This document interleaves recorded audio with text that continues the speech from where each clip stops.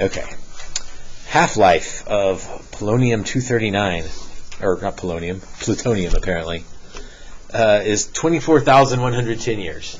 So you remember from chemistry, I guess, what does half-life mean? Time it takes to split in half. So after 24,000 years, we'll have half as much as what we started with. 10 grams of plutonium was released in the Chernobyl nuclear accident. How long will it take for the 10 grams to decay to 1 gram? Well, if this was multiple choice, you could kind of figure this out, because it'll go from 10 to 5 in 24,000 years, and then from 5 to 2.5 in another 24,000 years, and then 2.5 to 1.25 in another 24,000 years. 24, 48. So, just kind of rough guessing here, my answer should be a little more than 72,000 years. Now, let's actually figure this out. Side note, it's estimated at 1 gram. Oh, that's not really related to our problem, but that's bad news for Chernobyl. Okay, so this is 2 ways to work this problem. Let's work it, I think we'll work it the way that it fits that criteria. And I'm surprised it didn't give you that. The test would give you that, would give you the differential equation if you needed it. So let's solve that.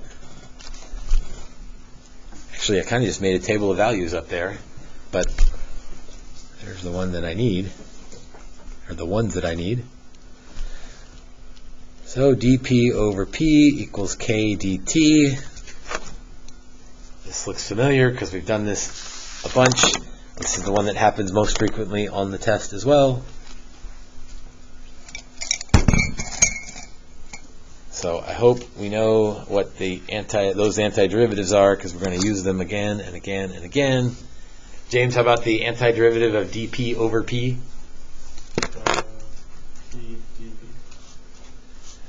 No? Let's see. Or if you want to rewrite it as P to the negative 1. And your brain might try power rule first. Increase the power by 1, divide by the new power, but that puts a 0 in the bottom, so the power rule doesn't work. Yes, yes. Natural log of P. Avery, how about the antiderivative of K dt? It would. KT plus C. And then hopefully we've done this a bunch now where we can get in the habit of things here. Bailey, what would we do next? You're going to try and get the P by itself, so you're going to E to both sides, and then C E to the KT. Oh man, you're jumping way ahead, but that's okay. So she did 2 steps in one there because we've done that step a bunch of times. That's okay. The intermediate step would be P equals E to the KT plus C, but Bailey knows that and has done it 10 times already, and so she knows we're going to land at CE to the KT.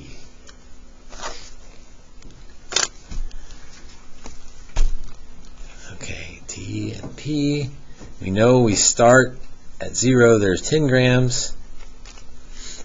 And then this is, I guess, the tricky part of this. It doesn't give you a second point outright, but it tells you that 24,110 years later, there will be 5 grams. So this one was just sneaky in giving you the information. The initial information was easy, but the second point, you had to kind of understand what half-life means. Not that that's that difficult, because it's in the definition, it's in the words itself, half-life. All right, so let's use the 0, 10. 10 equals C E to the K times 0. If this looks familiar, it's because it should be familiar. Like this constantly happens when we give you a 0, kind of wipes all that out, and so C is 10. So P equals 10 e to the kt. Now we can use the second point.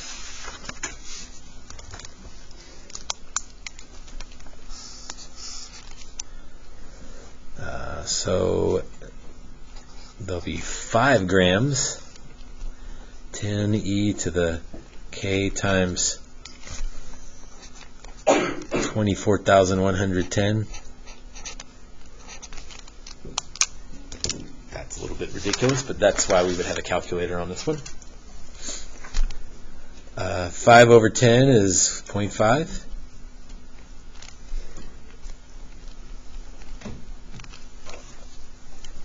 And it's no accident that half showed up right there. This is a half-life problem.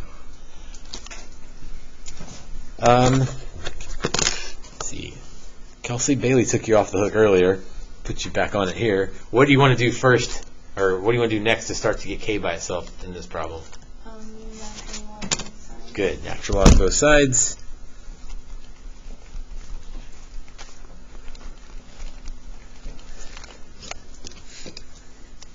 Jake, you weren't here yesterday, but I bet you still know, why did Kelsey choose to natural log both sides? To get rid of the e. Okay, and how does that work? You take down the exponent and then the natural log of e go away. Perfect. Natural log of e. Why does it go away? Because it's 1. So now I can go to the calculator. Natural log of 0.5 over 24,110. That's going to be some weird number, but that's fine. Natural log 0.5 divided by 24,110 equals, I don't even want to write that down. That's ugly. So I'm going to store that, bottom left, store, as k. Right? Because that's 0.00 whatever. I don't even want to write it down. The calculator knows it. I've said what it is. We're not done yet, because how long will it take for the 10 grams to decay to 1 gram? So how do I, let's see, 10 e to the kt. But now I know what k is, so this is my sort of solved problem. But I haven't answered the question. How do I answer the question? Plug what in where? 1 in for p. So 1 equals 10 e to the kt. And that feels weird to write, but I know what k is. K is not an unknown. I'm solving for t. I know what k is. At least my calculator knows what k is. So 1/10 equals e to the kt. So natural log of 1/10 equals natural log e to the kt.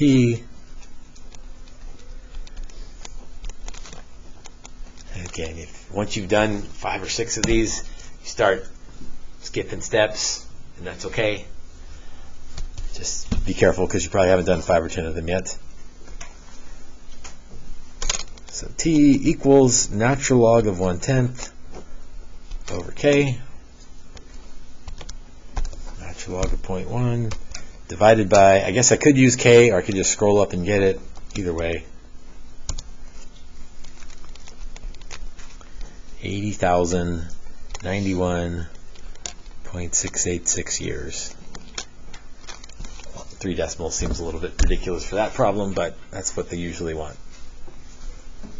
80,000 years. And that's kind of what we said way back at the beginning, because it cuts in half every 24,000. So 9 minutes ago we said it would be a little more than 72,000 years to get down to 1, and we figured out that it was 80,000 years. Abby.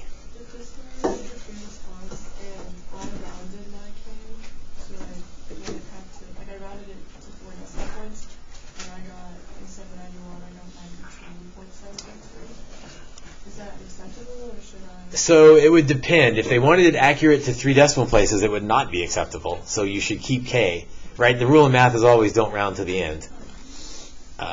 So you should keep K, all of it. If it said round to the nearest, usually they'll take like 1 either side of that answer. So you might have been okay if this was a round to the nearest year. So maybe, but the safest thing is to always don't round to the end. Okay, so 8 was kind of the same thing we did yesterday. It was presented differently because of a half-life, but pretty similar problem. Number 9. Newton's law of cooling. We may not do all of this one, but let's at least set it up. Newton's law of cooling states that the rate of change in the temperature of an object, so that sounds like dt. T for temperature, T for time. Some people don't like that, so they'll use a different letter. But if you can differentiate between an uppercase and a lowercase t, you're okay. Is proportional to, so that's, we used pink yesterday, is proportional to, so K times, the difference, what's difference mean?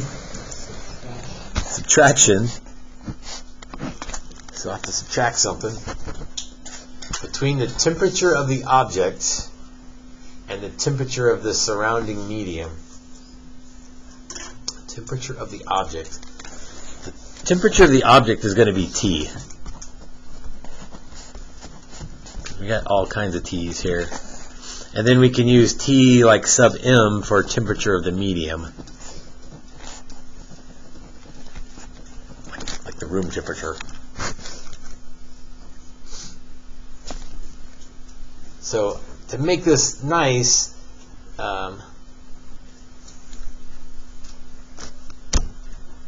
actually, hold on, let's back up a second. I wanted to make a comment on this because it matters for the test, on that last one, for K. I didn't even write it down because I didn't want to write it down, but one thing I would note about K is that it's negative. Do you know why K is negative on that particular problem? Because it's decaying. If it's a decay problem, K will be negative. If it's a growth problem, K will be positive. And that alone can, well, that not maybe not that alone, that can help you distinguish between a couple of answers on the test on Thursday. So a negative K means decay. A positive K means growth. And so you can kind of peek ahead and maybe not solve a problem fully, look at your answer choices and be like, wait a minute, that's a decay and I'm looking for growth, or that's a growth and I'm looking for decay. Knowing that will help you eliminate some answer choices tomorrow. Okay, back to number 9. So temperature of the object minus temperature of the medium.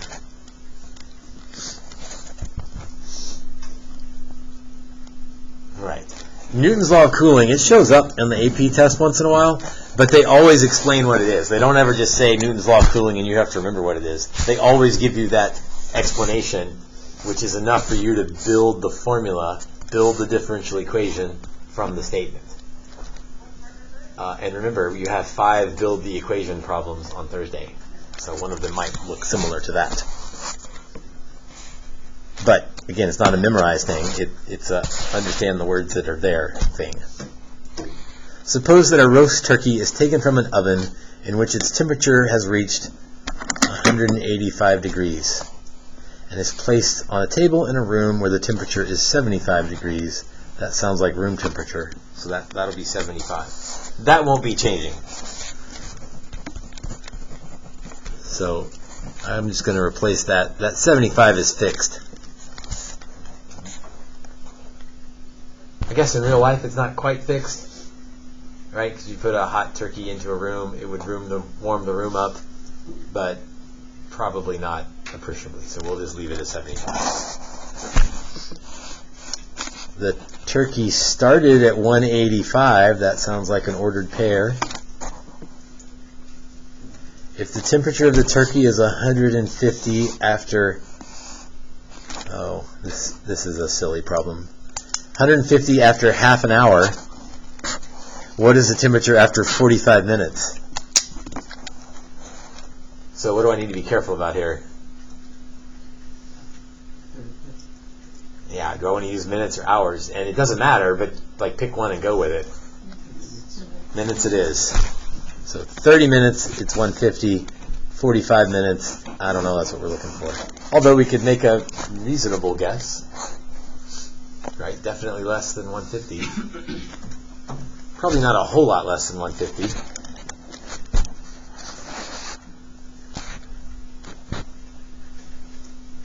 Let's see, 9, 10 minutes. Let's start it. We won't get all the way there. Let's isolate. So dt over t minus 75 equals k dt.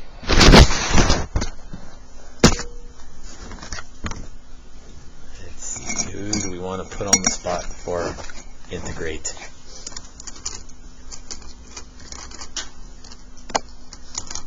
Kenneth, how about the right-hand side? dt over t minus 75. Natural log. It would be the natural log of what? T minus 75. And Ashlyn, the other side? At plus c. And then here we go again with the loop-de-loop. Although the t minus 75, I guess we better be careful here. E to the kt plus c equals t minus 75. I'm going to do a couple things at once. C e to the kt and move the 75 over.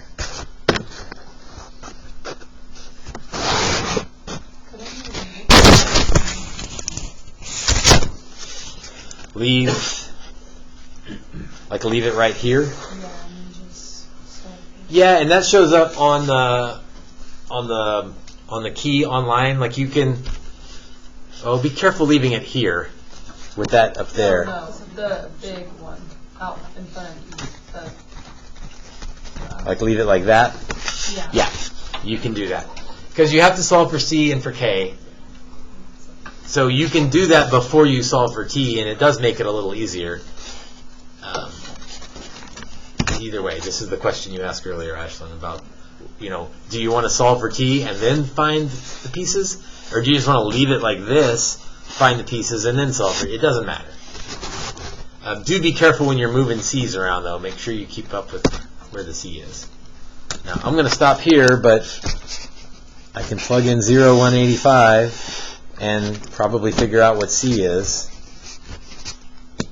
And I can plug in 30, 150, and that will probably tell me what k is. And then t at 45 means it's c e to the k times 45 plus 75. But now I know c and k, and I can go from there.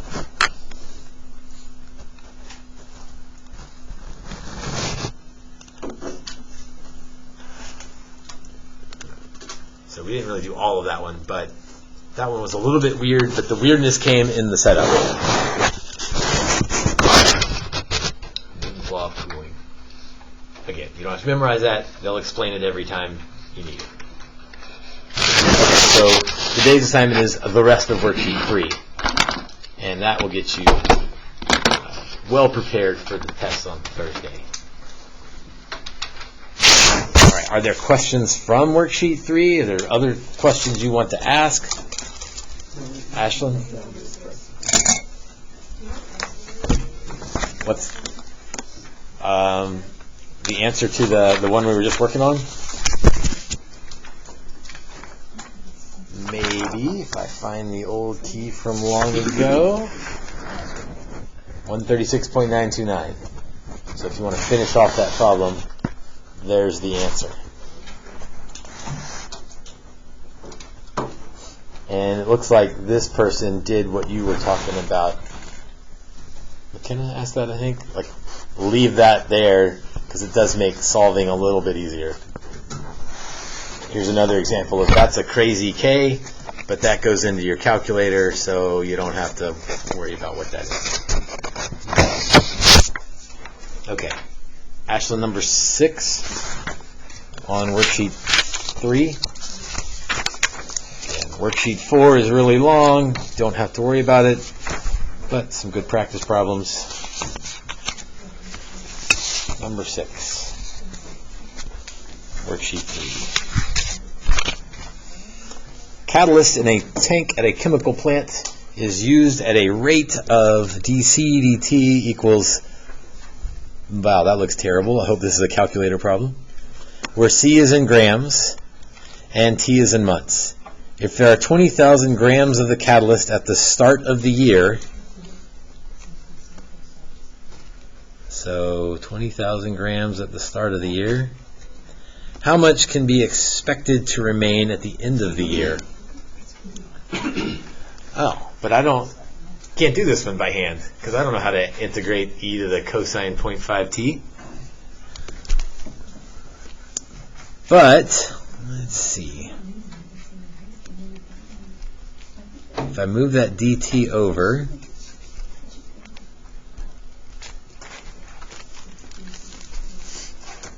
and I integrate both sides, now I can't, well, I can symbolically integrate on the left, meaning I can get an answer for the left. Like, that one's easy. On the right, I'd have a plus c in there, and I can't integrate that anyway. What if instead I did from 0 to 1?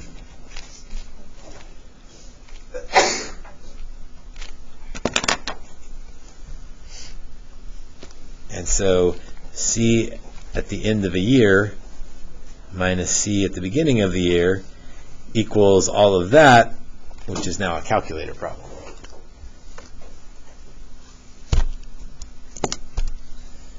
This kind of goes back to what we did a while back. So antiderivative 0 to 1, negative 85, e to the cosine 0.5x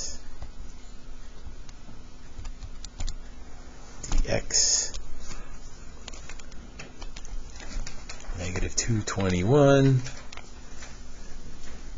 which the negative makes sense because it's decaying. How much can be expected to remain at the end of the year? Okay, so it started at 20,000, it lost 221, so 19,778.113. Yes. Oh, good call. I should have used 12. Yep. Units got me.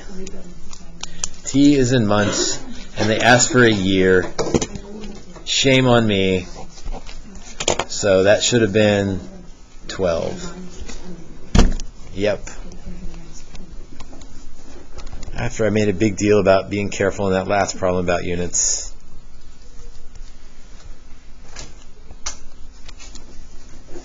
I was victimized. Plus 20,000. So 18,776.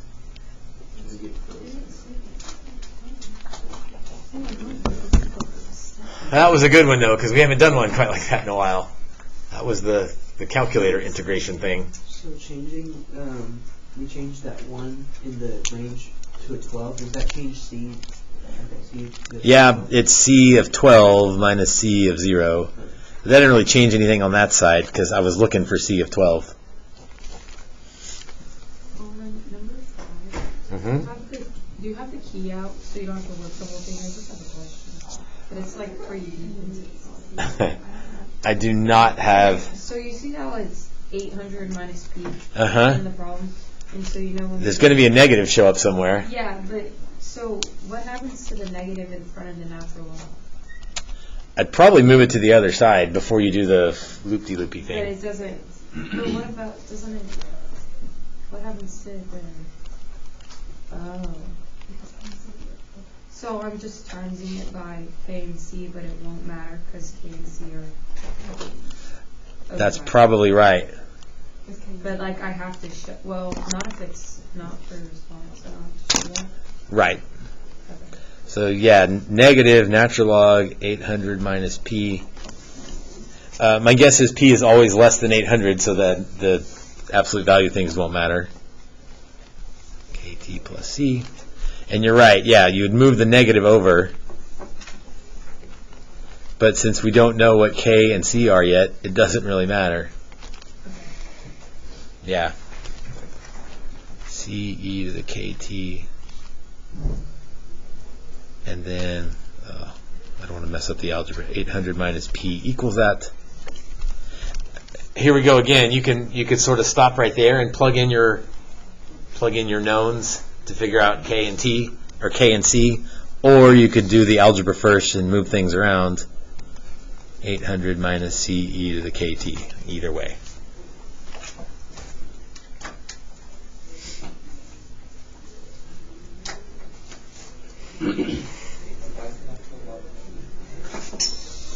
What's that?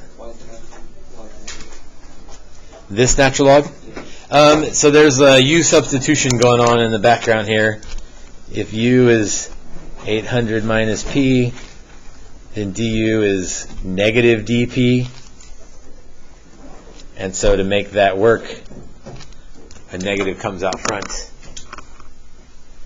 But it kind of went away because of the k and the c on the other side. Like if you'd left out the negative, it wouldn't have mattered, basically.